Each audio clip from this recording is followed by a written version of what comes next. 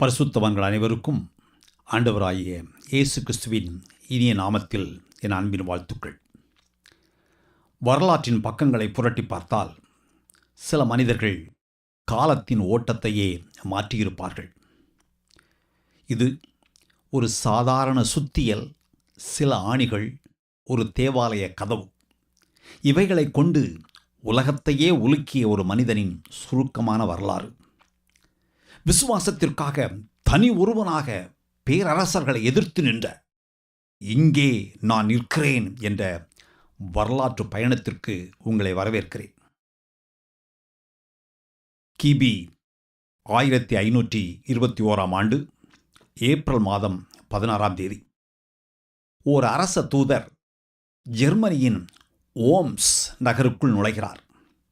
அவர் அணிந்திருந்த மேலங்கியில் ரோம பேரரசின் அதிகார சின்னமான கழுகு முத்திரை பொறிக்கப்பட்டிருந்தது. அவருக்கு பின்னால் ஒரு வண்டியில் ஒரு எளிய ஜெர்மன் துறவி அமர்ந்திருந்தார். அன்று சுமார் 2000 மக்கள் நகரின் வீதிகளில் திரண்டிருந்தார்கள். அந்த கூட்டம் அந்த துறவி ஒரு தனி அறைக்கு அழைத்துச் செல்லப்படுவதை ஒருமுறையாவது பார்த்துவிட துடித்தது. மறுநாள் மீண்டும் மக்கள் வெள்ளம். மாலை 4 மணி. அந்த துறவி விசாரணைக்காக வெளியே அழைத்து வரப்பட்டார். அவர் யாருடைய விசாரணை எதிர்கொள்ள வேண்டியிருந்தது தெரியுமா? ரோம பேரரசில் மிக உயர்ந்த அதிகாரமிக்க மனிதர்களை. அங்கு பேராயர்கள், ஆயர்கள், பிரபுக்கள், உயர் அதிகாரிகள், இளவரசர்கள், எல்லாருக்கும் மேலாக ரோம பேரரசர் 5ஆம் சார்லஸ் ஆகியோர் அமர்ந்திருந்தார்கள். அவர்கள் அனைவரும் மிளிர்கின்ற, மின்னுகிற, ஆடம்பரமான, அலங்காரமான ஆடைகளை அணிந்திருந்தார்கள். ஒய்யாரமாக அமர்ந்திருந்தார்கள். அவர்களுக்கு முன் மிக மிக சாதாரணமான ஒரு பழுப்பு நிற அங்கி அணிந்த ஒரு மனிதர் தனியாக நின்றார். அவருக்கு முன் ஒரு மேஜை. அந்த மேஜையின் மேல் 25 புத்தகங்கள் அடுக்கி வைக்கப்பட்டிருந்தன. இதுதான் அந்த மனிதருக்கு வழங்கப்பட்ட இறுதி வாய்ப்பு. இதுதான் அவர் தன் கருத்துக்களை திரும்பப் பெற அவருக்கு கொடுக்கப்பட்ட கடைசி வாய்ப்பு. அவரை நோக்கி கேள்வி கணைகள் பாய்ந்தன. இந்த புத்தகங்கள் அனைத்தும் உன்னுடையவையா? ஆம், இவை அனைத்தும் என்னுடையவை. இது அவருடைய அமைதியான பதில். மீண்டும் கேள்வி பாய்ந்தது. இவைகளில் எழுதியிருப்பதை நீ இன்னும் ஆதரிக்கிறாயா, அல்லது இவைகளில் எதையாவது மறுத்து திரும்ப பெற்றுக் கொள்கிறாயா? அந்த துறவி சிறிது நேரம் அமைதியாக நின்றார். அவருக்குள் மெல்லிய பயம் படர்ந்தது. முன்வரிசையில் இருந்தவர்கள் அவர் முகத்தில் துளி துளியாக வியர்வை அரும்பியதை பார்க்க முடிந்தது. தயவு செய்து நான் சிந்திப்பதற்கு எனக்கு சிறிது நேரம் கொடுங்கள் என்று அவர் கேட்டார். அரங்கத்தில் சலசலப்பு எழுந்தது. அவருக்கு 24 மணி நேரம் அவகாசம் வழங்கப்பட்டது. அவர் தன் அறைக்கு திரும்பினார். அந்த இரவு அவர் நிச்சயமாக தூங்கவில்லை. அந்த இரவு முழுவதும் அவர் ஜெபித்தார். அது தேவனை நோக்கி எழுந்த ஒரு கதறல், ஓர் ஆழமான விண்ணப்பம். அவர் மனம் போராடியது. நான் தவறாக நடந்து கொண்டேனா? நான் அளவுக்கு அதிகமாக சென்று விட்டேனா? இது அளவுக்கு மீறிய துணிச்சலா என்ற மனக்குமுறல். அவர், தேவனே, ஓ தேவனே, என் தேவனாகிய நீர் இந்த உலகத்தின் ஞானத்துக்கு எதிராக எனக்கு உதவி செய்வீராக. இந்த காரியத்தை நீர்தாமே செய்தருளும். வல்லமையால் அதை நிறைவேற்றும். இந்த யுத்தம் என்னுடையது அல்ல, உம்முடையது. இங்கே இவர்களோடு போராட எனக்கு எந்த தகுதியும் இல்லை, வல்லமையும் இல்லை. இந்த உலகத்தின் அதிகாரங்களுக்கு எதிராக நிற்க எனக்குள் பலம் இல்லை என்று ஜெபித்தார். மறுநாள் மாலை 6 மணி அவர் மீண்டும் விசாரணைக்கு அழைத்து வரப்பட்டார். பேராயர் அவர் மேல் குற்றம் சாட்டினார். நீ வைக்லிஃப், ஜான் ஹஸ் செய்த அதே தவறுகளைத்தான் மீண்டும் உயிர்ப்பிக்கிறாய். வேத வாக்கியங்களை நீ மட்டும்தான் சரியாக புரிந்து கொண்டிருக்கிறாயா? பல பெரிய அறிஞர்களின் புரிதலையும் ஞானத்தையும் விட உன் புரிதலும் ஞானமும் உயர்ந்தவை என்று நீ கருதுகிறாயா? அப்படி செய்வதற்கு உனக்கு என்ன உரிமை இருக்கிறது, தகுதி இருக்கிறது? மிக பரிசுத்தமான விசுவாசத்தை நீ கேள்விக்குள்ளாக்கக்கூடாது என்று கர்ச்சித்தார். ஆனால் அந்த துறவி தன் கருத்தை மாற்றிக்கொள்ள மறுத்தார். மீண்டும் கேள்விகள், மீண்டும் அதே பதில். நான் தவறு என்று வேத வாக்கியங்களிலிருந்து நீங்கள் சுட்டி காட்டினால் மட்டுமே நான் என் கருத்தை மாற்றுவேன், திரும்ப பெறுவேன். இல்லையெனில் நான் பின்வாங்க மாட்டேன் என்று அவர் அழுத்தம் திருத்தமாக பதிலுரைத்தார். இறுதியாக அவருக்கு ஒரு கடைசி வாய்ப்பு கொடுக்கப்பட்டது. அப்போது அவர் சொன்ன வார்த்தைகள் வரலாற்றில் அப்படியே உறைந்து விட்டன. பரிசுத்த வேத வாக்கியங்களே என் அஸ்திவாரம், என் அடித்தளம். என் மனசாட்சி தேவனுடைய வார்த்தைக்கு கட்டுப்பட்டிருக்கிறது. பரிசுத்த வேத வாக்கியங்களின் அடிப்படையில் நான் தவறு என்று என்னை நம்ப வைக்க முடியாவிட்டால் நான் எதையும் திரும்ப பெற முடியாது, பெறவும் மாட்டேன். சொந்த மனசாட்சிக்கு எதிராக நடப்பது நீதியும் அல்ல, பாதுகாப்பும் அல்ல. இதோ இங்கே நான் நிற்கிறேன். என்னால் வேறு எதுவும் செய்ய முடியாது. தேவன் எனக்கு உதவி செய்வாராக. அவர் இந்த வார்த்தைகளை சொல்லி முடிந்தவுடன் அவர் உடனடியாக அரங்கத்திலிருந்து வெளியேற்றப்பட்டார். பேரரசர் 5ஆம் சார்லஸ் எழுந்து அவரை ஒரு வேத விரோதி, ஹெரட்டிக் என்று அறிவித்தார். அந்த தருணத்திலிருந்து அவர் சட்டத்திற்கு புறம்பானவராக அறிவிக்கப்பட்டார். அவருக்கு மரண தண்டனை விதிக்கப்பட்டது. ஆம், இவர்தான் மார்ட்டின் லூத்தர். கிபி 1483ஆம் ஆண்டு ஜெர்மனியின் சாக்சனி பகுதியில் மார்ட்டின் லூத்தர் பிறந்தார். அது அரசர்கள், பேரரசர்கள், போப்பானவர்கள், பேராயர்கள், ஆயர்கள் என அதிகார வர்க்கங்கள் ஒன்றோடு ஒன்று பின்னி பிணைந்திருந்த காலம். லூத்தரின் குடும்பம் மிக மிக சாதாரணமான குடும்பம். அவருடைய தந்தை ஹான்ஸ் ஒரு செம்பு சுரங்க தொழிலாளி. பூமிக்கடியில் சுரங்கத்தின் ஆழத்தில் நெற்றி வேர்வை நிலத்தில் விழ பாடுபட்டு உழைத்தார். படிப்படியாக முன்னேறி ஒரு மேற்பார்வையாளராக உயர்ந்தார். அவருடைய கடுமையான உழைப்பின் பலனாக குடும்பத்தின் வறுமை நீங்கியது. மார்ட்டினுக்கு கல்வி கிடைத்தது. ஹான்ஸ் லூத்தருக்கு தன் புத்திசாலி மகன் மீது ஒரு பெரிய கனவு இருந்தது. என் மகன் சட்டம் படிக்க வேண்டும், பல்கலைக்கழகம் செல்ல வேண்டும், சமுதாயத்தில் பெரிய ஆளாக நிமிர்ந்து நிற்க வேண்டும் என்பதே அந்த கனவு. அந்த கனவை நிறைவேற்ற அவர் தன் இரத்தத்தையும் வியர்வையையும் சிந்த தயாராக இருந்தார். 1501ஆம் ஆண்டு மார்ட்டின் லூத்தர் பல்கலைக்கழகத்தில் காலடி எடுத்து வைத்தார். தன் ஊரிலிருந்து சுமார் 80 கிலோமீட்டர் தூரம் நடந்தே சென்று ஜெர்மனியின் எர்ஃபர்ட் நகரை அடைந்தார். அக்காலத்து பல்கலைக்கழகம் இன்றைய கல்லூரிகளைப் போன்றதல்ல. அது மிக கடுமையான சட்டத்திட்டங்களை கொண்ட ஒரு பாசறை. மாணவர்கள் காலை 4 மணிக்கு எழ வேண்டும். ஜெபம், உடற்பயிற்சி, பாடங்கள் எல்லாமே மணித்துளிகள் தவறாத கால அட்டவணையின்படி நிகழ வேண்டும். இரவு 8 மணிக்குள் விளக்குகள் அணைக்கப்பட வேண்டும். ஒரு நாளைக்கு 2 வேளை மட்டுமே உணவு. நாளொன்றுக்கு 4 மணி நேர கட்டாய ஜெபம். இந்த கடுமையான சூழலிலும் மார்ட்டின் லூத்தர் வைரம் போல ஜொலித்தார். மற்ற மாணவர்களை விட கடினமாக உழைத்தார். முதுகலை பட்டம் பெற்றார். சட்டப்படிப்பின் இறுதி கட்டத்தை அடைந்தார். தந்தை ஹான்ஸ் லூத்தருக்கு இது பெருமையின் உச்சம். தன் மகனை இனி சாதாரண பெயரிட்டு அழைக்காமல் மரியாதை நிமித்தமாக அதிகாரப்பூர்வ பெயரால் அழைக்கத் தொடங்கினார். 1505ஆம் ஆண்டு லூத்தர் ஒரு முழுமையான வழக்கறிஞராக மாறுவதற்கு தயாராக இருந்தார். ஆனால் அந்த நேரத்தில் நடந்த 2 சம்பவங்கள் அவர் வாழ்க்கை பாதையையே தலைகீழாக புரட்டி போட்டன. முதல் சம்பவம் ஈஸ்டர் காலத்தில் நடந்தது. ஒரு நாள் லூத்தர் தன் நண்பருடன் நடந்து கொண்டிருந்த போது அவர் இடுப்பில் மாட்டியிருந்த கத்தி திடீரென வழுக்கி அவருடைய தொடையை கிழித்தது. முக்கியமான நரம்பு துண்டிக்கப்பட்டது. இரத்தம் பீச்சு அடித்தது. நண்பன் மருத்துவரை தேடி ஓடினான்.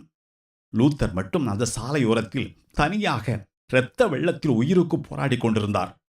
இதுதான் என் முடிவா என்ற மரண பயம் அவரை தொட்டது. அதிர்ஷ்டவசமாக மருத்துவர் வந்தார். அவர் உயிர் பிழைத்தார். ஆனால் 2வது சம்பவம் அதைவிட பயங்கரமானது. ஒரு நாள் அவர் தனியாக நடந்து கொண்டிருந்த போது வானம் இருண்டது. கார்மேகம் சூழ்ந்தது. பயங்கரமான இடி, மின்னல். திடீரென்று ஒரு மின்னல் அவருக்கு மிக அருகில் வெடித்தது. அந்த அதிர்வில் தூக்கி வீசப்பட்ட லூத்தர் தரையில் விழுந்தார். மின்னலின் வெப்பம் அவர் முகத்தை வாட்டியது. மரணத்தின் வாசல் கதவு திறப்பதை அவர் உணர்ந்தார்.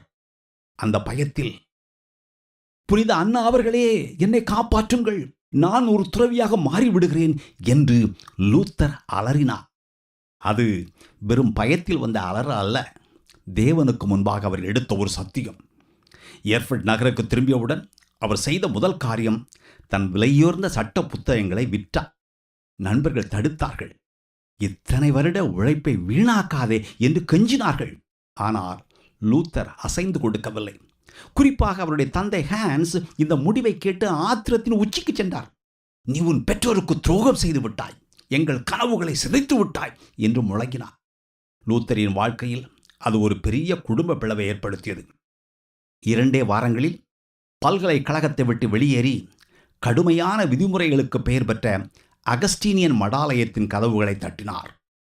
லூத்தர் நிம்மதியை தேடித்தான் மடாலயத்திற்கு நுழைந்தார். ஆனால் அங்கே அவர் தன்னைத்தானே வரித்து கொண்டார். நான் ரட்சிக்கப்பட்டிருக்கிறேனா, தேவன் என்னை ஏற்றுக்கொண்டிருக்கிறாரா என்ற கேள்விகள் அவரை துளைத்தன. நாட்கணக்கில் உபவாசித்தார். கடும் குளிரில் போர்வை இல்லாமல் வெறும் கல் தரையில் படுத்தார். இவன் செத்து விடுவானோ என்று பிறர் பயப்படும் அளவுக்கு அவர் தன்னை வருத்தினார். இவைகளுக்கிடையில் அவர் கேட்டதெல்லாம் ஒன்றே ஒன்றுதான். நான் செய்வது போதுமா? நான் போதுமான அளவு புண்ணியம் தேடியிருக்கிறேனா? இந்த கேள்விகள் அவருக்குள் ஒரு மன அழுத்தத்தை உருவாக்கின. அதை அவர் ஜெர்மன் மொழியில் ஆன்ஃபெக்டுங்கன் என்று அழைத்தார். அதாவது தாங்க முடியாத ஆத்தும போராட்டம். இந்த போராட்டம் அவருடைய வாழ்நாள் முழுவதும் அவரை துரத்தி கொண்டே இருந்தது.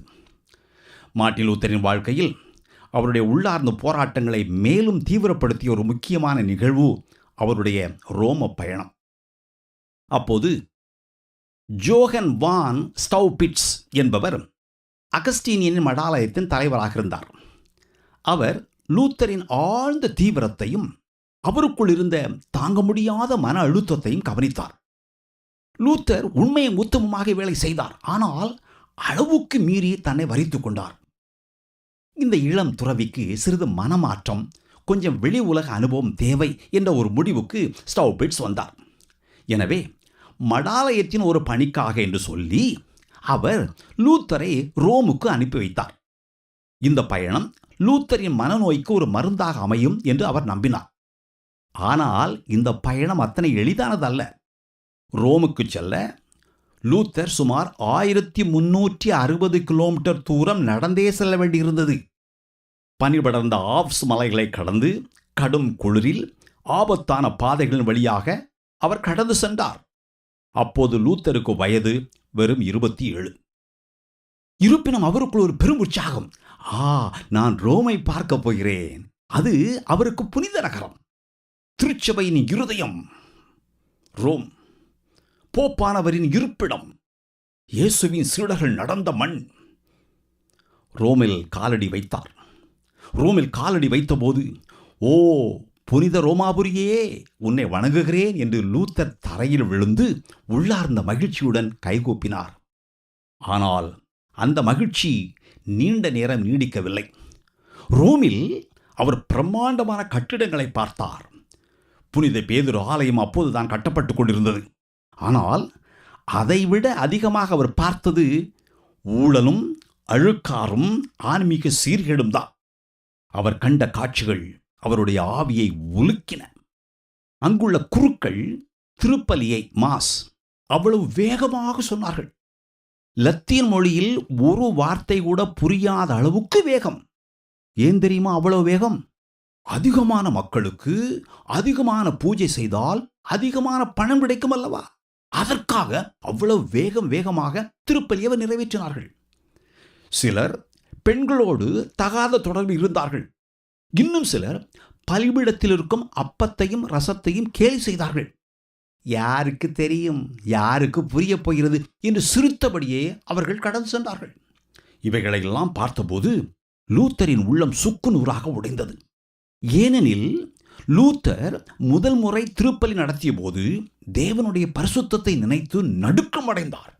ஆனால் இங்கோ தேவனை பற்றி பேசுபவர்கள் அவரை இவ்வளவு அலட்சியப்படுத்துவதை கண்டு திகைத்தார். அது மட்டுமல்ல, ரோமில் காட்சிக்கு வைக்கப்பட்டிருந்த புனித பண்டங்கள் ரெலிக்ஸ் அவரையே அதிர்ச்சிக்குள்ளாக்கின. இயேசுவின் தலையில் இருந்ததாக சொல்லப்படும் முள், தோமாவின் விரல், கேப்ரியேல் தூதரின் சிறகிலிருந்து விழுந்ததாக கூறப்படும் ஒரு வெள்ளை இறகு, இவைகளெல்லாம் பார்ப்பதற்கு மக்கள் பணம் செலுத்திக் கொண்டிருந்தார்கள். இப்படி செய்தால் பர்கட்டரி என்ற உத்தரிக்க ஸ்தலத்தில் கழிக்க வேண்டிய தண்டனை காலம் 1000 ஆண்டுகள் குறையும் என்று சொல்லப்பட்டது. லூத்தரால் தவிர்க்க முடியாத ஒரு முக்கியமான இடம் ரோமாவில் இருந்தது. அது ஸ்காலா சாங்டா. இது இயேசு கிறிஸ்து பிலாத்துவின் முன் நிற்கச் சொன்னபோது இயேசு ஏறியதாக கூறப்படும் படிக்கட்டுகள். அவை எருசலேமிலிருந்து ரோமுக்கு கொண்டு வரப்பட்டதாக நம்பப்பட்டது. லூத்தர் அந்த படிகளை தன் முழங்கால்களால் ஊர்ந்து ஏறினார். ஒவ்வொரு படியிலும் கர்த்தருடைய ஜெபத்தை சொன்னார். முழங்காலில் வலி, மனதில் பக்தி. அக்கால நம்பிக்கையின்படி ஒவ்வொரு படியையும் முழங்கால்களால் ஏறுபவர்களுக்கு பர்கட்டரியில் உத்தரிக்க ஸ்தலத்தில் கழிக்க வேண்டிய தண்டனை காலம் சுமார் 9 ஆண்டுகள் குறையும் என்று நம்பப்பட்டது. லூத்தர் இதை தன் முன்னோர்களின் ஆன்மாவுக்காக செய்தார். இப்படி செய்தால் மேல்படியில் சென்றதும் முன்னோர்களின் ஆன்மா விடுதலை அடையும், பாவங்கள் மன்னிக்கப்படும் என்று நம்பப்பட்டது. படிக்கட்டுகளின் உச்சி அடைந்தபோது லூத்தர் எழுந்து நின்றார். திடீரென்று அவர் மனதில் ஒரு கேள்வி சம்மட்டி போல் அடித்தது. இது உண்மையா? இதை யார் உறுதி செய்வது? இது எப்படி எனக்கு தெரியும்? அந்த கேள்விகளே அவருடைய வாழ்க்கையின் மிக முக்கியமான திருப்புமுனை. அங்கே உறுதி இல்லை, நிச்சயமில்லை, ஆன்மாவுக்கு அமைதி இல்லை. லூத்தர் ரோமிலிருந்து திரும்பினார். ஆனால் ரோமுக்கு வந்தபோது இருந்த உற்சாகம் இப்போது லூத்தரிடம் இல்லை. மிகுந்த குழப்பத்துடனும் ஆழ்ந்த வேதனையுடனும் அவர் நாடு திரும்பினார். புனித நகரம் என்று அவர் நினைத்த இடத்தில் அதிகாரம் இருந்தது, செல்வம் இருந்தது. ஆனால் ஆவியின் வறுமை தாண்டவமாடியது. இந்த அனுபவம் அவருடைய கண்களை திறந்தது. சத்தியம் எங்கே? சமாதானம் எங்கே? உண்மையான இரட்சிப்பு எங்கே? இந்த கேள்விகளுக்கான பதில் ரோமில் இல்லை என்பதை லூத்தர் இப்போது தெளிவாக உணர ஆரம்பித்தார். ரோமிலிருந்து திரும்பிய பிறகு மார்ட்டின் லூத்தர் பழைய லூத்தராக இல்லை. அவருடைய உள்ளத்தில் அமைதி இல்லை. ரோமில் அவர் கண்ட காட்சிகள் அவருடைய விசுவாசத்தை வேரோடு உலுக்கியிருந்தன. ஆனால் அந்த குழப்பமே அவரை ஒரு புதிய தேடலுக்குள் தள்ளியது. அந்த தேடல் வேதாகமம். மடாலயத்தில் ஆரம்ப நாட்களிலிருந்தே லூத்தர் வேதாகமத்தை ஆழமாக நேசித்தார்.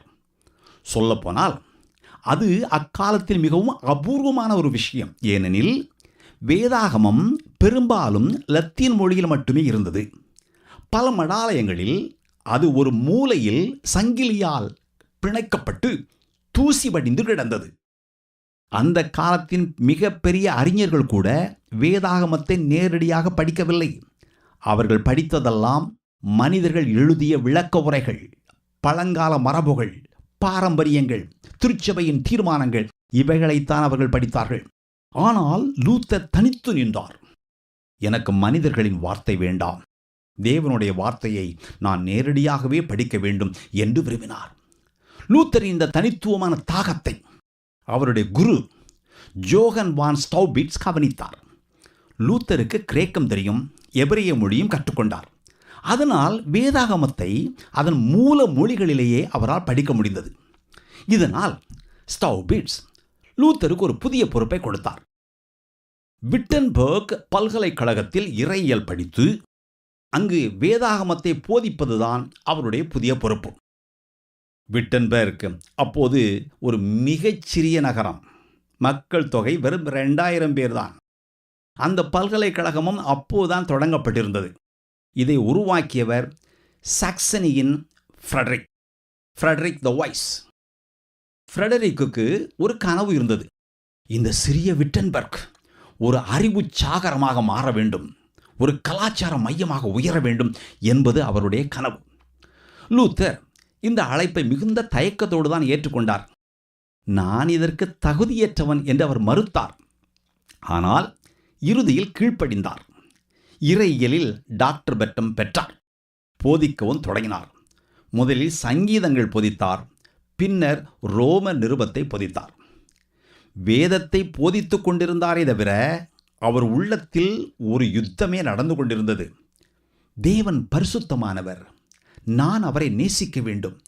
ஆனால் உண்மையை சொல்லப்போனால் நான் அவரை நேசிக்கவில்லை என்று அவர் உணர்ந்தார். தேவன் கோருகிற நீதியின் அளவு வானம் வரை உயர்ந்திருக்கிறது. பாவியாய மனிதன் அதை எப்படி தொட முடியும்?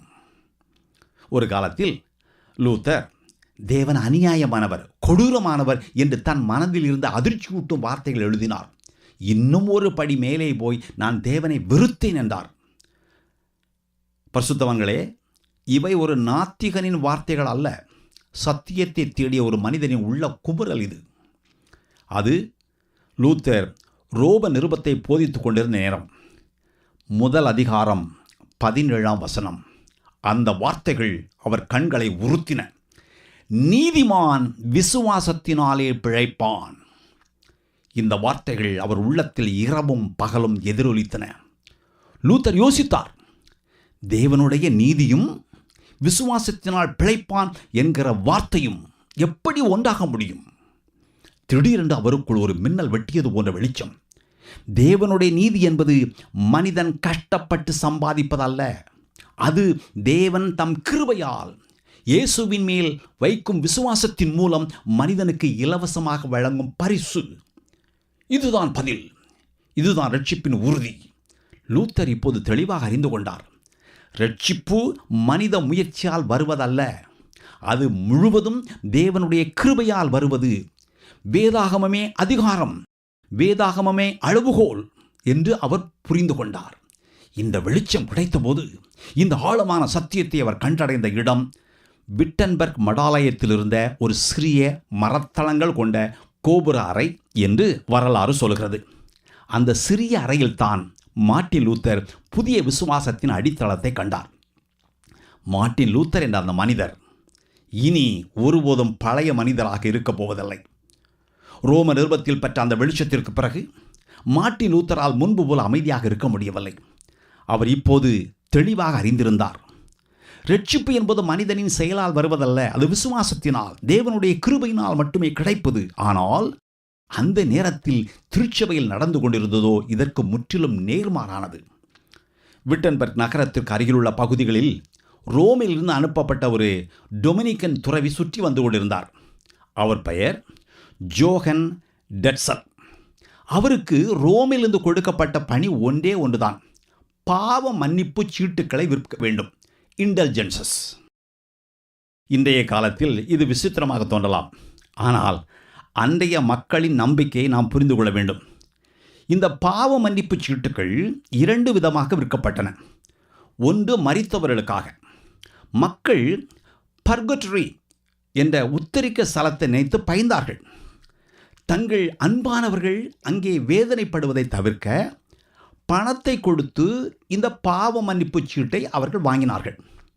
இரண்டாவது, உயிரோடு இருப்பவர்களுக்காக. இது மிக முக்கியம். இதுதான் வியாபாரத்தின் உச்சம்.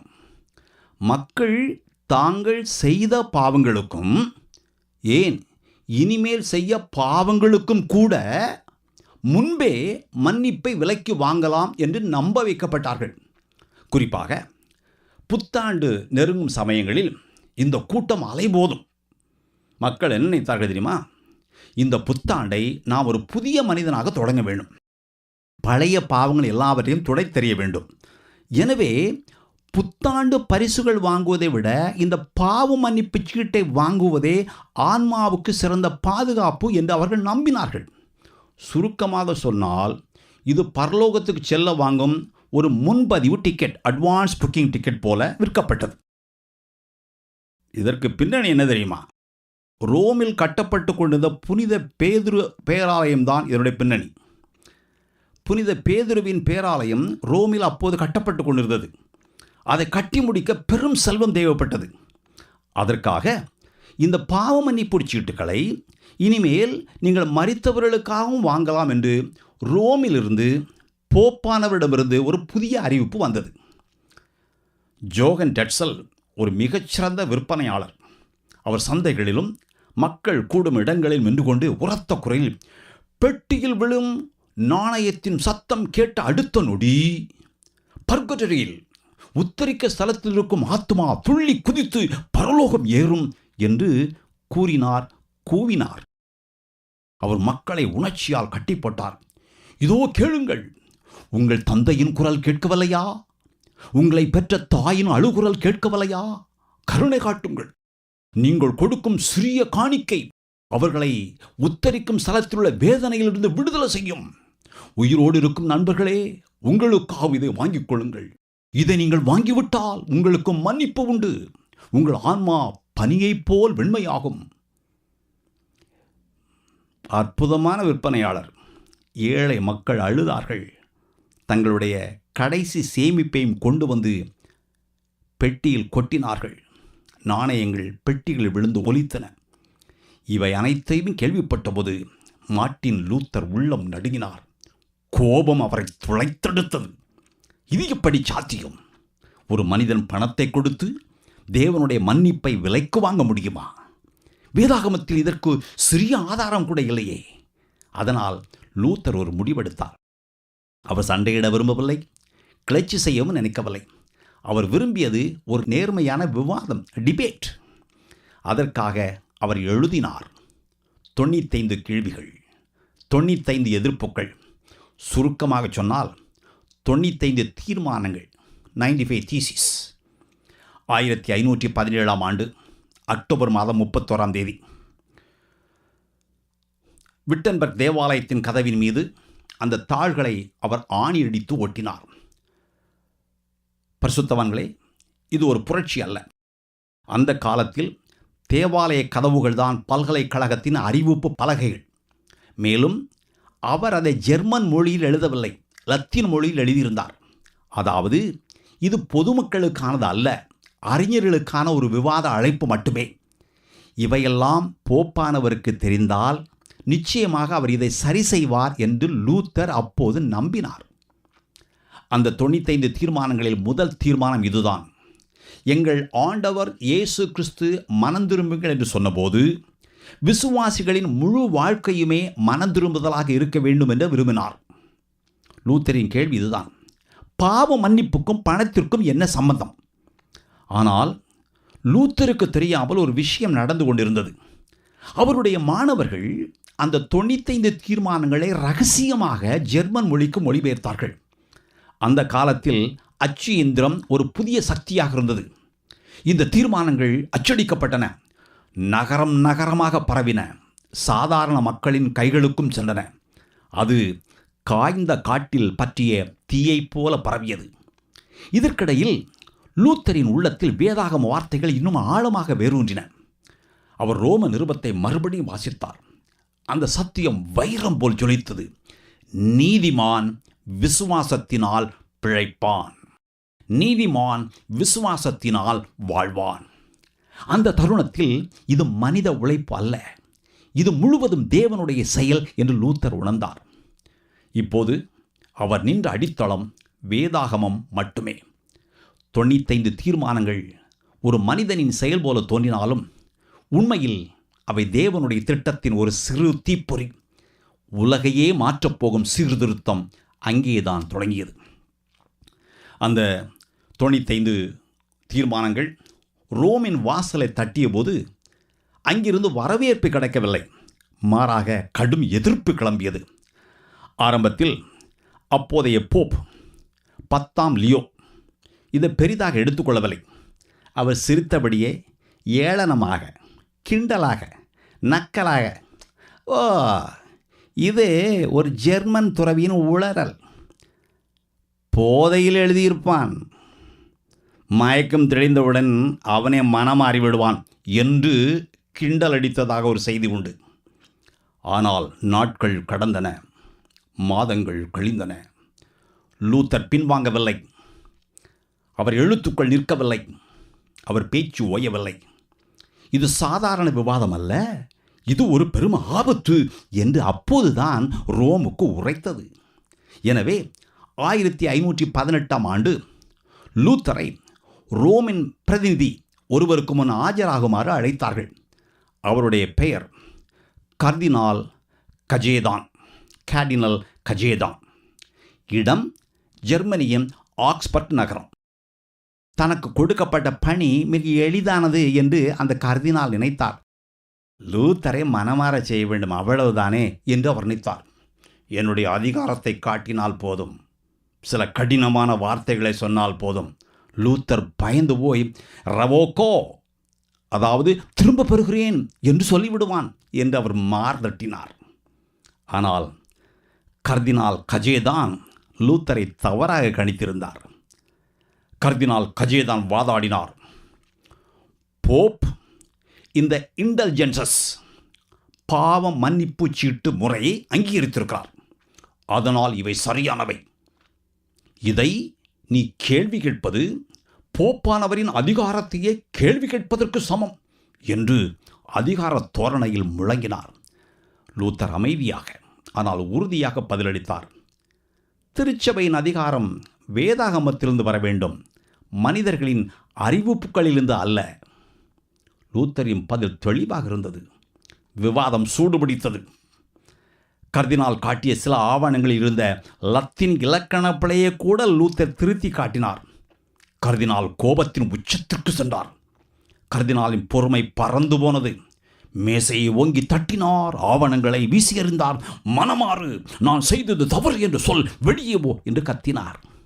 ஆனால் லூத்தர் அசையவில்லை. இவர்கள் வேதாகமத்தை கேட்க விரும்பவில்லை. இவர்களின் விசுவாசம் முழுவதும் மனிதர்கள் உண்டாக்கிய சட்டங்களின் மீதுதான் இருக்கிறது என்று அந்த சந்திப்பிலேயே லூத்தர் புரிந்து கொண்டார். இதற்கு பிறகு 1519 ஆண்டு லெப்சிக் நகரில் ஒரு பெரிய விவாதம் நடந்தது. இங்கே லூத்தர் ஒரு ஆபத்தான குற்றச்சாட்டை எதிர்கொண்டார். லூத்தரின் எதிரியான ஜோகன் எக் அவரை ஒரு வலையில் சிக்க வைத்தார். நீ ஜான் ஹஸ் என்ற பழைய சீர்திருத்தவாதியின் பாதையை பின்பற்றுகிறாய் என்று குற்றம் சாட்டினார். ஜான் ஹஸ் 100 ஆண்டுகளுக்கு முன்பு இதே போல கேள்வி கேட்டதற்காக வேத விரோதி, ஹெரட்டிக் என்று முத்திரை குத்தப்பட்டு தீயில் எரிக்கப்பட்டார். லூத்தருக்கு ஹஸ்ஸை பற்றி முன்பு அதிகம் தெரியாது. ஆனால் இடைப்பட்ட நாட்களில் அவருடைய எழுத்துக்களை வாசித்த போது லூத்தர் அதிர்ந்து போனார். லூத்தர் வியப்புடன், ஆமாம், நாம் அறியாமலேயே நாம் அனைவரும் ஹஸ்ஸை பின்பற்றுகிறவர்கள்தான் என்று சொன்னார். ஜோகனியக் லூத்தரிடமிருந்து ஒரே ஒரு வார்த்தையை வரவழைக்க முயன்றார். போப்பானவர் தவறு செய்ய முடியுமா என்பதுதான் அவருடைய கேள்வி. இதற்கு நேரடியாக பதில் சொன்னால் மரண நிச்சயம் என்று லூத்தருக்கு தெரியும். ஆனாலும் அவர் உண்மையை மறைக்கவில்லை. துணிச்சலான குரலில் அவர் முழங்கினார், போப்பானவர் கூட ஒரு மனிதன்தான், அவரும் தவறு செய்யலாம். வேதாகமத்தின் துணை இல்லாமல் இருக்கும் ஒரு பெரிய போப்பானவரை விட வேதாகமத்தை கையில் வைத்திருக்கும் ஒரு சாதாரண விவசாயி உயர்ந்தவன் என்று அவர் மேலும் சொன்னார். இந்த வார்த்தைகள் ரோமின் அரண்மனைகளில் இடிபோல் எதிரொலித்தன. இனி ரோமின் முடிவு உறுதியானது. லூத்தரை திருச்சபையை விட்டு நீக்க வேண்டும். 1520 ஆண்டு ஒரு அதிகாரப்பூர்வ ஆவணம் பேப்பல் புல் வெளியானது. அதில் லூத்தரை பற்றி இப்படி எழுதப்பட்டிருந்தது: இவன் கர்த்தருடைய திராட்சை தோட்டத்தில் புகுந்த காட்டுப்பன்றி, இவன் கர்த்தருடைய வயலில் ஊர்ந்து செல்லும் பாம்பு. 60 நாட்களுக்குள் ரோமுக்கு வந்து மன்னிப்பு கேள், இல்லையெனில் எக்ஸ்கம்யூனிகேஷன், சபை நீக்கம், நீ நரகத்திற்கு தள்ளப்படுவாய். இந்த ஆவணத்தை பெற்றபோது லூத்தர் என்ன செய்தார்? பயந்தாரா? ஒளிந்து கொண்டாரா? இல்லை. அவர் விட்டன்பர்க் மாணவர்களை ஒன்று திரட்டினார். நகரின் எல்லைக்கு சென்றார். அங்கு தீயை மூட்டினார். 1520 டிசம்பர் மாதம் காலை 10 மணி. அவர் வெறுமனே போப்பானவரின் ஆணையை பேப்பல் புல் மட்டுமல்ல, திருச்சபையின் சட்ட புத்தகங்கள் கேனன் லா அனைத்தையும் அந்த தீயில் வீசினார். இதன் மூலம் லூத்தர் ஒரு தீர்ப்பை அறிவித்தார். ரோம திருச்சபையின் சட்ட அமைப்பு முழுவதையும் நான் என் வாழ்விலிருந்து புறக்கணித்து விட்டேன். அதன் பொருள் உலகுக்கே புரிந்தது. ரோமின் அதிகாரத்தை நான் ஏற்கவில்லை. இதன் விளைவாக 1521 ஜனவரி மாதம் லூத்தர் அதிகாரப்பூர்வமாக திருச்சபையிலிருந்து நீக்கப்பட்டார். இனி அவர் துறவி அல்ல, குரு அல்ல. ரோமின் பார்வையில் அவர் ஒரு குற்றவாளி, ஒரு விரோதி. ஆனால் இது முடிவல்ல. உண்மையில் இது அடுத்து நடக்கப் போகும் இன்னொரு மாபெரும் வரலாற்று நாடகத்திற்கான ஒரு முன்னுரை மட்டுமே. ஓம்ஸ் நகரில் லூத்தர் தன் நிலைப்பாட்டை துணிச்சலாக அறிவித்த பிறகு சட்டத்தின் பார்வையில் அவர் குற்றவாளியாக மாறினார். அவருக்கு வழங்கப்பட்டிருந்த பாதுகாப்பு நாட்கள் முடிந்தவுடன் யார் வேண்டுமானாலும் அவரை கைது செய்யலாம். ஏன், யார் வேண்டுமானாலும் அவரை கொல்லலாம். சட்டப்படி அது குற்றம் அல்ல. லூத்தருக்கு இது தெரியும். இருந்தாலும் அவர் விட்டன்பர்க் நகருக்கு திரும்பவே விரும்பினார். அங்கே வேலை மலை போல குவிந்து கிடந்தது. மக்கள் சத்தியத்திற்காக ஏங்கிக் கொண்டிருந்தார்கள். ஆனால் சாக்சனின் அதிபதி ஃப்ரெடரிக் த வாய்ஸ் வேறு திட்டம் வைத்திருந்தார். லூத்தரை அப்படியே விட்டால் அது அவரை மரணக்குழிக்கு அனுப்புவதற்கு சமம் என்று அவர் நினைத்தார். அதனால் ஒரு ரகசிய திட்டம் தீட்டப்பட்டது. லூத்தர் ஓம்ஸ் நகரிலிருந்து வண்டியில் திரும்பிக் கொண்டிருந்தார். ஐசனாக் என்ற நகருக்கு அருகே ஒரு அடர்ந்த காட்டுப்பாதை. திடீரென ஆயுதம் தாங்கிய குதிரை வீரர்கள் காட்டிலிருந்து பாய்ந்தார்கள். கைகளில் வில் அம்புகள், முகத்தில் மூடி. வண்டி ஓட்டுநர் அலறி அடித்து ஓடினார். மற்றவர்கள் பயந்து சிதறினார்கள். லூத்தர் மட்டும் அங்கே தனித்து நின்றார். கவனிக்க வேண்டிய விஷயம் என்னவென்றால், அவர் கடத்தப்படுவதற்கு முந்தின நொடியில் கூட தன் உயிரை காப்பாற்ற நினைக்கவில்லை. மாறாக தன் கையில் இருந்த கிரேக்க புதிய ஏற்பாட்டையும் எபிரேய வேதாகமத்தையும் கெட்டியாக பிடித்துக் கொண்டார். வீரர்கள் அவரை குதிரையின் மேல் தூக்கி போட்டார்கள். மின்னல் வேகத்தில் மறைந்தார்கள். சிறிது நேரம் கழித்து தான் உண்மை தெரிய வந்தது. அவர்கள் எதிரிகள் அல்ல, நண்பர்கள். லூத்தரை பாதுகாக்க ஃப்ரெடரிக் நடத்திய ஒரு போலி ஆட்கடத்தல் நாடகம் அது. லூத்தரின் துறவி உடைகள் களையப்பட்டன. அவருக்கு ஒரு போர் வீரரின் உடை அணிவிக்கப்பட்டது. அவருக்கு ஒரு புதிய பெயரும் கொடுக்கப்பட்டது, வீரர் ஜார்ஜ், ஜங்கர் ஜார்ஜ், இளைய ஜார்ஜ். நீண்ட பாதைகளுக்கு பிறகு அவர்கள் ஒரு பழைய கோட்டை அடைந்தார்கள். அதுதான் வாட்பர்க் கேசல், வாட்பர்க் கோட்டை. இங்குதான் லூத்தர் உலகின் பார்வையிலிருந்து முழுமையாக மறைக்கப்பட்டார். ஊருக்குள் வதந்திகள் பரவின. லூத்தர் கொல்லப்பட்டாரா? லூத்தர் கொல்லப்பட்டார். இல்லை இல்லை, அவர் காணாமல் போய்விட்டார். ஃப்ரெடரிக் விரும்பியதும் அதைத்தான். வாட்பர்க் கோட்டையில் லூத்தர் ஒரு சிறிய அறையில் தங்க வைக்கப்பட்டார். அவர் கைதி அல்ல. ஆனால் அந்த தனிமை ஒரு சிறைச்சாலையை விட கொடுமையாக இருந்தது. ஜன்னல் வழியாக ஜெர்மனியின் அடர்ந்த காடுகளை பார்த்தபடி அவர் மணிக்கணக்கில் சிந்தித்தார். நான் மட்டும்தான் ஞானியா? எனக்கு முன் வாழ்ந்த தலைமுறைகள் எல்லாம் முட்டாள்களா? எல்லோரும் தவறா? லூத்தர் உள்ளார்ந்த போராட்டங்களில் மூழ்கினார். அவர் வாழ்க்கை முழுவதும் அவரை துரத்திய ஆன்ஃபெக்டுங்கன் என்னும் ஆவிக்குரிய மனத்தளர்ச்சி மீண்டும் அவரை சூழ்ந்தது. தூக்கமில்லை. சில நேரங்களில் பல நாட்கள் தொடர்ந்து விழித்திருப்பார். தன் நண்பர் மெலான்தோனுக்கு எழுதிய கடிதத்தில், இந்த அமைதியான தனிமையில் சாத்தானுடன் எனக்கு 1000 போர்கள் நடக்கின்றன என்று சொன்னார். மிக பிரபலமான ஒரு செவிவெளி செய்தி என்னவென்றால், ஒரு நாள் இரவு சாத்தான் திடீரென அவர் அறைக்குள் தோன்றிய போது லூத்தர் ஆத்திரமடைந்து தன் மேஜையில் இருந்த பேனா மையை கொண்டு அவர் முகத்தில் வீசினாராம். தன் நண்பருக்கு எழுதிய ஒரு கடிதத்தில், இங்கே இப்படி சும்மா இருப்பதை விட எரியும் நிலக்கரியில் விழுந்து எரிவதே மேல் என்று எழுதினார். விட்டன்பர்க்கிலோ லூத்தர் இல்லாததால் குழப்பம், தலைமை இல்லாமல் தடுமாற்றம்.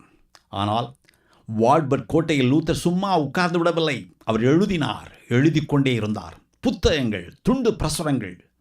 நான் என் பேனா மையை கொண்டு அந்த சாத்தானை முகத்தில் வீசுகிறேன் என்று அவர் கோபத்தோடு சொன்னார். ஆனால் அவருடைய மிகப்பெரிய பணி இன்னும் வரவிருந்தது. அது வேதாகமத்தை ஜெர்மன் மொழியில் மொழிபெயர்ப்பது.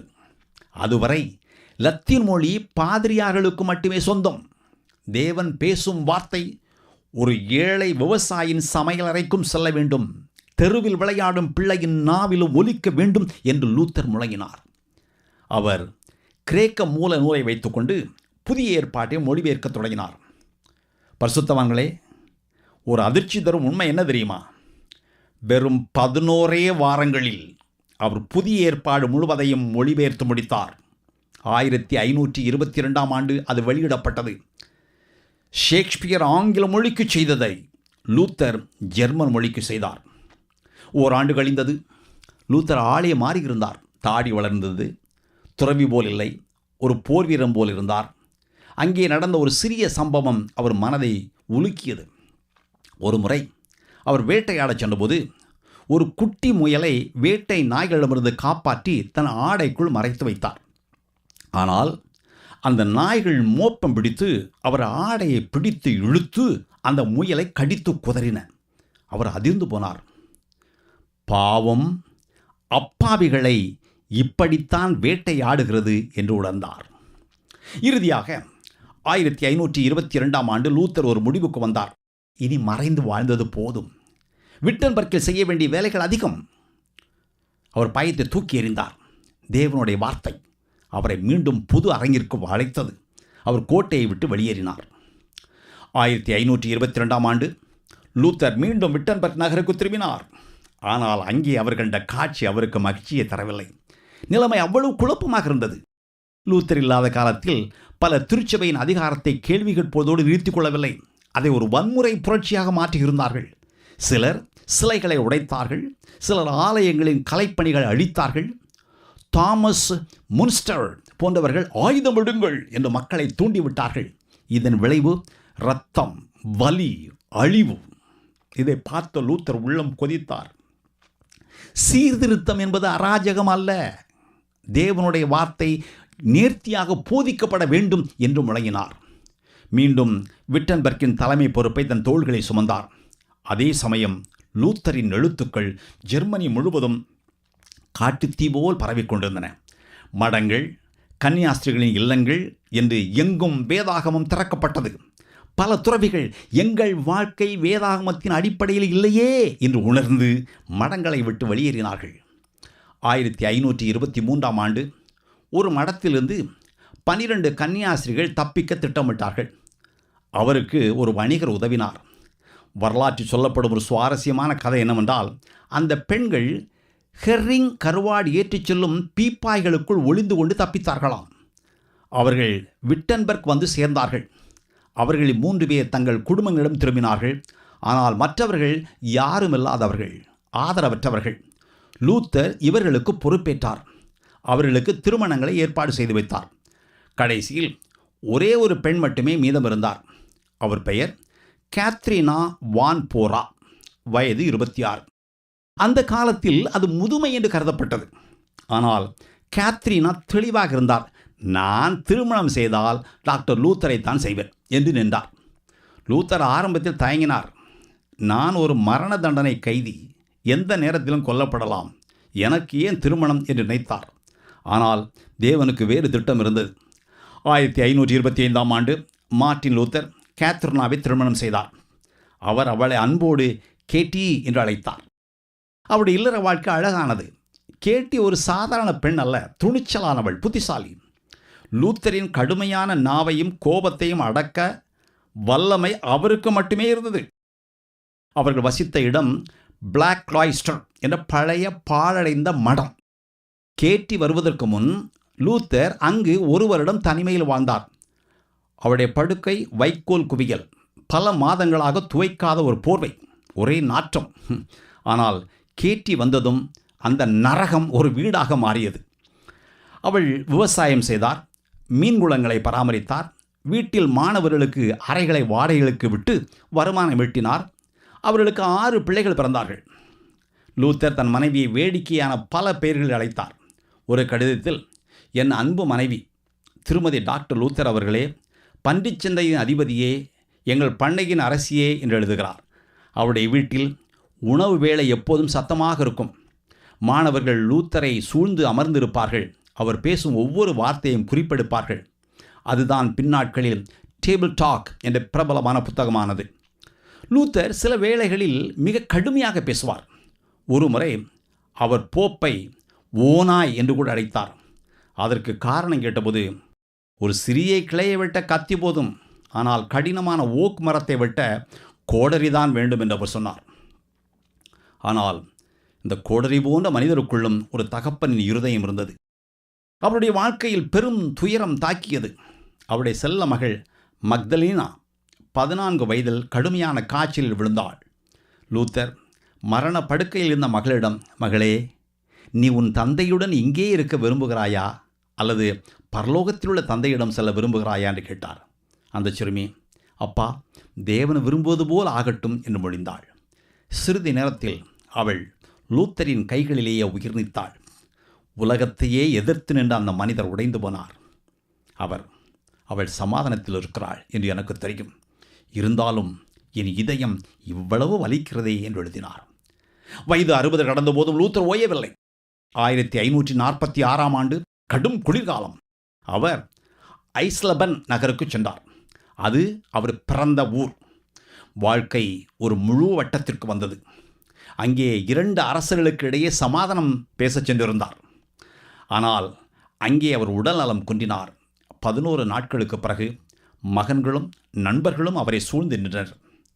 அவர் இறப்பதற்கு சில நிமிடங்கள் முன்பு ஒரு முக்கியமான சம்பவம் நடந்தது. அவருடைய உயிர் பிரியும் தருவாயில் அவருடைய நண்பன் ஜஸ்டஸ் ஜோனஸ் அவர் காது கரையில் குனிந்து உரத்த குரலில் ஒரு கேள்வியை கேட்டார். ஐயா, நீங்கள் போதித்த கிறிஸ்துவிலும் அந்த சத்தியத்திலும் நீங்கள் இப்போதும் இன்னும் உறுதியாக நிற்கிறீர்களா? அந்த கேள்வியை கேட்டதும் மரணத்தின் விளிம்பிலிருந்த லூத்தர் தன் முழு பலத்தையும் திரட்டி தெளிவாகவும் உறுதியாகவும் பதிலளித்தார். ஆம். அதுதான் அந்த போர் வீரரின் கடைசி முழக்கம். அதன்பின் அந்த மாபெரும் சரித்திரம் ஓய்ந்தது. அவரின் படுக்கைக்கு அருகில் ஒரு துண்டுச்சீட்டில் அவர் கடைசியாக எழுதி வைத்த வார்த்தைகள் கண்டெடுக்கப்பட்டன. அது லத்தீனும் ஜெர்மனும் கலந்த வாசகம். விர் சிந்த பெட்லர் ஹாகேஸ்த் வெர்ரும். அதன் அர்த்தம், நாம் பிச்சைக்காரர்கள், இதுவே உண்மை. விர் சிந்த் பெட்லர் ஹாகேஸ்த் வெர்ரும். பரிசுத்தவான்களே, அதுதான் அவருடைய வாழ்நாளின் முழு சுருக்கம். நாம் தேவனுக்கு எதையும் தர முடியாது, நம்மால் எதையும் சம்பாதிக்க முடியாது. எல்லாமே கிருபைதான். விசுவாசத்தால் மட்டுமே, கிறிஸ்துவால் மட்டுமே. மார்ட்டின் லூத்தர் வரலாற்றின் ஓட்டத்தையே மாற்றிய மனிதர். இன்று 120 தொகுதிகளாக அவருடைய எழுத்துக்கள் நம்மிடம் உள்ளன. 5 மனிதர்கள் செய்ய வேண்டிய வேலையை அவர் ஒருவரே செய்தார். அவர் பூரணமானவரா? நிச்சயமாக இல்லை. அவரிடம் கோபம் இருந்தது, கடுமையான நாவு இருந்தது, சில தவறான கருத்துக்களும் இருந்தன. ஜான் கால்வின் அவரை பற்றி சொன்னது போல, லூத்தர் மிகுந்த வரங்களால் ஆசீர்வதிக்கப்பட்டவர். ஆனால் அவர் தன் உணர்ச்சிகளை கொஞ்சம் அடக்கியிருந்தால் இன்னும் சிறப்பாக இருந்திருக்கும். லூத்தருக்கும் தன் குறைபாடுகள் தெரியும். அதனால்தான் அவர் சொன்னார், வேதாகம் என்பது ஒரு பெரிய மரம் என்றால் நான் அதன் ஒவ்வொரு கிளையையும் தட்டி பார்த்தேன், அவ்வளவுதான். லூத்தர் மறைந்தார். ஆனால் அவர் கொளுத்தி போட்ட அந்த சத்திய தீபம் அணையவில்லை. அவர் கண்டடைந்த அந்த வேதாகம வெளிச்சம் அவருடன் மரித்து விடவில்லை. மாறாக அது அடுத்தடுத்த தலைமுறைகளுக்கு 3 அசைக்க முடியாத தூண்களாக மாறி நின்றது. மார்ட்டின் லூத்தர் வேதாகமத்தை ஆய்ந்தபோது பெற்ற அந்த மாபெரும் வெளிச்சம் வெறுமனே ஒரு தனிப்பட்ட அனுபவம் மட்டுமல்ல, அது ஒட்டுமொத்த திருச்சபையை உலுக்கியது. அந்த வெளிச்சத்தை லூத்தர் 3 லத்தீன் வார்த்தைகளை சுருக்கினார். இந்த வார்த்தைகள் தான் இன்றளவும் சீர்திருத்தத்தின் அஸ்திவாரமாக கருதப்படுகின்றன. இவை சோலாக்கள் என்று அழைக்கப்படுகின்றன. சோலா ஸ்கிரிப்சரா, வேதாகமம் மட்டுமே. சோலா ஃபீதே, விசுவாசம் மட்டுமே. சோலா கிராட்சியா, கிருபை மட்டுமே. சோலா ஸ்கிரிப்சரா, சோலா ஃபிதே, சோலா கிராட்சியா. சோலா ஸ்கிரிப்சரா, வேதாகமம் மட்டுமே. லூத்தர் ஓம்ஸ் விசாரணையில் சொன்னது இதுதான், வேத வாக்கியங்களே என் அஸ்திவாரம். இதன் பொருள் என்ன? திருச்சபைக்கும் கிறிஸ்தவ விசுவாசத்துக்கும் ஒரே ஓர் அறுதியான உறுதியான அதிகாரம் உண்டு. அது வேதாகமம் மட்டுமே. திருச்சபையின் மரபுகளோ போப்பின் ஆணைகளோ மனிதனின் தத்துவங்களோ தேவனுடைய வார்த்தைக்கு இணையாக இருக்க முடியாது. வேதாகமத்துக்கு தன்னைத்தானே விளக்கும் வல்லமை உண்டு. லூத்தர் அதனால்தான் தன் உயிரை பணயம் வைத்து வேதாகமத்தை லத்தீனிலிருந்து ஜெர்மன் மொழிக்கு மொழிபெயர்த்தார். இதன் மூலம் சாதாரண மக்கள் வேதாகமத்தை தங்கள் தாய்மொழியில் படிக்க முடிந்தது. சோலா ஃபிதே, விசுவாசம் மட்டுமே. இதுதான் லூத்தரின் தனிப்பட்ட போராட்டத்தின் மூலம் அவருக்கு கிடைத்த பரிசு. ரோமர் 1:17 உண்மை, நீதிமான் விசுவாசத்தினால் பிழைப்பான். லூத்தர் அறிவித்தார், மனிதன் நீதிப்படுத்தப்படுவது நல்ல கிரியைகளால் அல்ல, பாவ மன்னிப்பு சீட்டுக்களை வாங்குவதனால் அல்ல, தன்னையே வரித்துக் கொள்வதனால் அல்ல, இயேசு கிறிஸ்துவின் மேல் வைக்கும் விசுவாசத்தால் மட்டுமே. நம்மை ரட்சிப்பது நம் உழைப்பு அல்ல, இயேசுவின் உழைப்பு, இயேசுவின் வேலை. இந்த ஒரே ஒரு சத்தியம் திருச்சபையின் நிதி ஆதாரத்தை, பாவ மன்னிப்பு சீட்டுக்களை உடைத்து நொறுக்கியது. 3.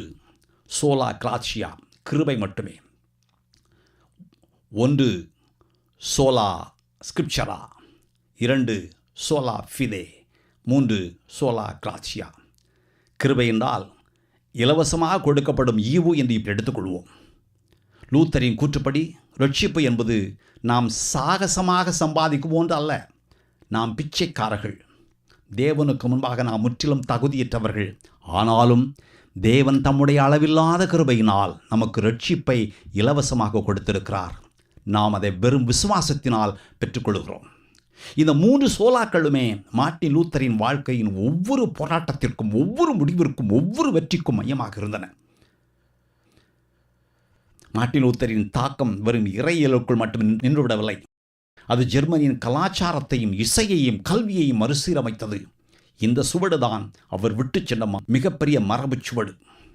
லூத்தர் ஒரு சிறந்த இசைஞானி. நான் சாத்தானை இசையால் ஓட்டுவேன் என்று அவர் ஒருமுறை சொன்னார். அவருடைய காலத்துக்கு முன்பு ஆலயத்தில் மக்கள் பாடுவது அரிது. பாடல்கள் அனைத்தும் லத்தீன் மொழியில் இருந்தன. குருக்கள் மட்டுமே பாடினார்கள். தேவனை துதிக்க மக்கள் ஏன் தங்கள் தாய்மொழியில் பாடக்கூடாது என்று லூத்தர் கேட்டார். அதனால் அவர் கீர்த்தனைகளை ஜெர்மன் மொழியில் எழுதினார். பிரபலமான பாடல்களின் மெட்டுக்களை எடுத்து அதற்கு கிறிஸ்துவை பற்றிய வார்த்தைகள் எழுதினார். அவருடைய மிகச்சிறந்த படைப்பு ஒன்று உண்டு. A mighty fortress is our God. இது சீர்திருத்தத்தின் கீதமாகவே மாறியது. லூத்தர் தான் பொதுக்கல்வி முறைக்கு அஸ்திவாரம் போட்டவர்கள் ஒருவர். உங்கள் பிள்ளைகளை நீங்களே படிக்க வையுங்கள் என்று அவர் பெற்றோரிடம் சத்தமாக ஒரு கோரிக்கை வைத்தார். ஏனெனில் வேதாகமத்தை அவர்கள் சுயமாக படிக்க வேண்டும், தேவனுடைய வார்த்தையை தாங்களே புரிந்து கொள்ள வேண்டும் என்று அவர் விரும்பினார். அவர் சிறுவர் சிறுமிகளுக்காக வினா விடை வடிவிலான சிறு வேத உபதேச விளக்கங்கள், ஸ்மால் கேட்டகிசம் எழுதினார்.